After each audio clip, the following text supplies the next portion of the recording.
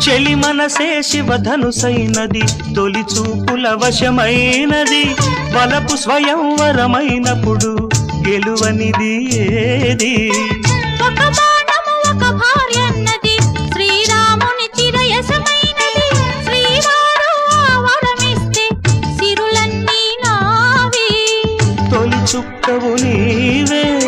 చుక్కానివి నీవే తుదిదాకా నీవే మరు జన్మకు నీవే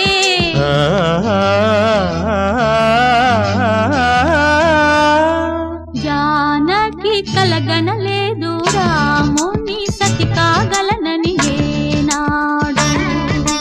రాముడు అనుకోలేదు జానకి పతి కాగలనని ఆనాడు